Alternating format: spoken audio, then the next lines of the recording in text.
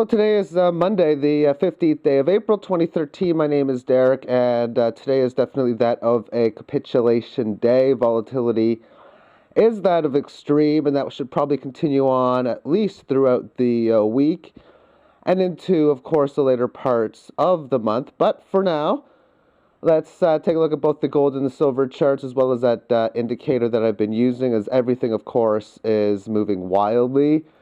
Silver is now down 23% for the year. Gold 17, palladium, which was up in double digits, is now down for the year as well. So let's get this started. We'll start within gold and transition to within silver. So not much here to show on the daily chart for gold other than two massive red candles in a row. It has exceeded this 18 average of bands majorly, actually, for that's in at 1434, and price action is multiple percentage points below that now. And of course, because volatility is so extreme, the down and upward moves on these markets are going to follow as well. We move this on to the monthly term time frame. We are looking here at a situation where I stated if this support level is taken out, well, the next one is in at about 1425, which pretty much is where we are now, although there's a small pierce below that level. So now the question is, how will this area hold as an area for support? And if it has retests later on from bounces, same thing, how well is it going to hold? The next significant support level is in the high 1100s. In fact, the next significant Fibonacci level, this is a 14.6% correction. This is a 9% correction. So the 23% would be in at the high 1100s. In fact, it's 1189.35. How I got this number, I take this high, I divide it by the low to the power of 76.4%. Multiply the low again. So that would be the next significant area. If it's going to happen in the next little while, it's not a surprise because of high volatility, but that is probably still more unlikely to occur without this at least settling down a little bit. But again, we're at extreme volatility, and extreme moves are going to follow. Okay, now let's move this on to the silver chart, a daily time frame, down 9.44% for the day now. From the high, which 33% is what it's down since the announcement of QE Infinity. I look at this like a poker player, whereas you have situations where you want to make hero calls, hero folds, which is another way of saying a hero call. Do you think they're bluffing? And are they going to scare you out? Well, yes, I think they're bluffing, and no, they are not going to scare me out, as this is now entering the area, the upper area of that next buying opportunity that I've been talking about, or the area where it's close to start talking about a bottom, but just close, because the range is the high teens to the low 20s. We're at that low 20s, or the upper end of that range. As far as this 26 area of support, that area which was an area of support, well, that is now an area to look out for resistance. I also stated that I didn't expect silver to hold below 25 for more than 24 hours. Well, it's now been below 25 since about 9-something p.m., or as I'm doing this video, for about 13 plus hours. So most likely it will, but within the volatility, something to keep your eye on. There's a possibility that this is that failed move as well. And I've been talking a lot about the silver volume. I'm not going to show it in this video, at least the volume that comes from the NetDania web page.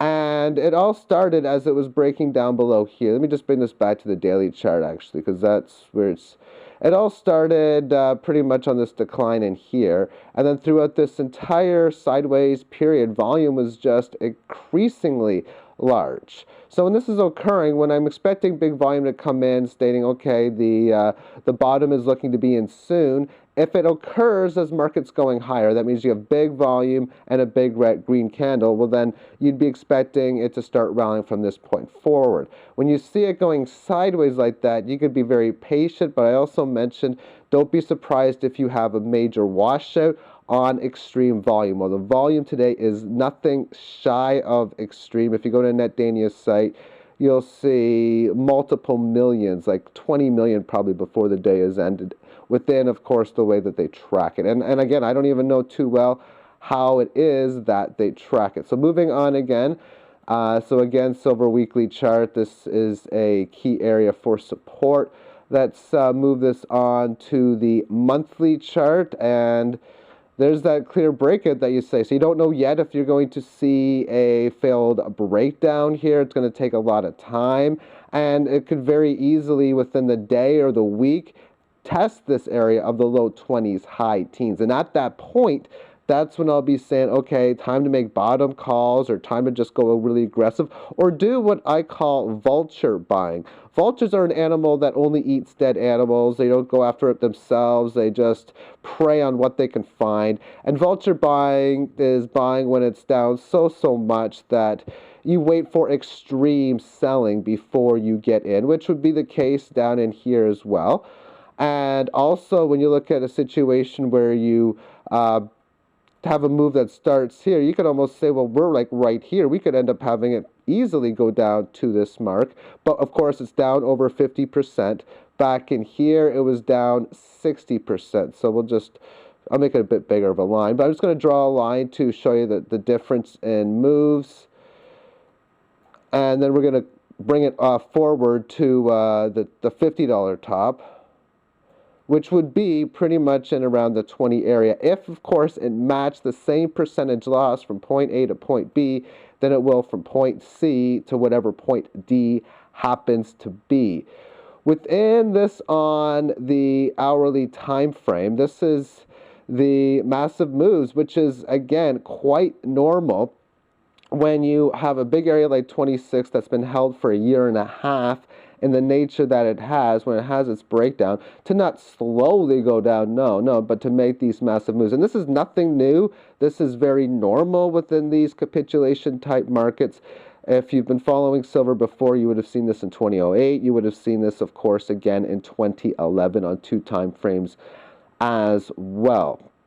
Now, as far as this volatility is concerned, I'm going to go to my spreadsheet that I used to make this. This is the hourly data. So you got the date, the time. This is the time that started. So this is from 6 a.m. to 7 a.m. at Eastern time. Open, high, low, close. So it has went below 23 for the day. But this is the percentage moves for the hour. So the last hour, this was from 9 o'clock to 10 a.m. Eastern. 1.5% for just the hour itself. 2.7%, 3, 2... Every hour since it started, which was the 9 o'clock hour New York time yesterday, it's been 1 hour moves, so big moves to say the least.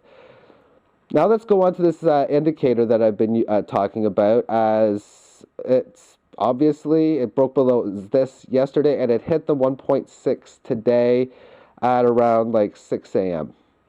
So therefore, as far as this is concerned, I did this a while ago. I started the deviant stating that when you look at this number on the positive 1s and 2s, that's looking to sell, -1 and -2, that was looking to buy. But I realized after looking at the past data that 0.8 was more accurate. So going back to 2005, the way this thing works is, let me just go back to this chart. When it hits a -0.8, you buy. When it hits a -1.6, you buy, and really -2.4, 3.2, -4, and it's never even been that low before, but every -0.8 variable lower is where you would buy. And you would sell at the positives, +0.8, 1.6, 2.4, and so on as well. But if you do buy at -1.6, then I would recommend selling at 0. So what this means is you bought it here, you would be buy again at -2.4, and if that happens, it'd probably be this week, and you sell next when it breaks 0, if you could understand that. So historically, this is how it has worked. You can take a look at the buys and sells in here. And it has barely outperformed the market. The market's been doing well overall, of course, but it has barely beaten it. You can see that many times after it buys. There's a situation in '08 where it bought 3 times in a row. You sold last at $20, you buy at 17, you buy at 14, you buy at 12. Unfortunately, the numbers didn't let you to get it around 8 or 9. And then you sell here at 12.80, you buy cheaper, you bought again. Okay, excuse me, this was October, excuse me, was the time where it got really down really big of 2008. So the best you got was buying at 10.78. And then you can just see all the buys and sells in here. When the markets are rallying, you can sell multiple times in a row. And when they're capitulating, it would be buying multiple times in a row, sort of like in 2011. You bought at 38, you bought at 32, you bought at 29. And now we're in the third time in a row, as Friday was a buy at 26 within this type of game, 23.5 earlier today. And again, this is just a little quick little way of saying, okay, is the market oversold or overbought? You really shouldn't need this anyway, because you can just tell by price.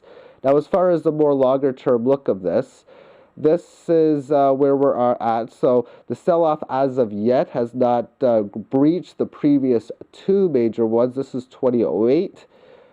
And, of course, this is 2011. And that'll be it for today. I might do one later on, I might not, but again, expect this to be an extreme wild ride, and let the disconnect play out, because this is what's now going to be coming into play, and I'll be interested to see how it plays out, to say the least. So thank you for tuning in, and have yourself a great day. Bye-bye.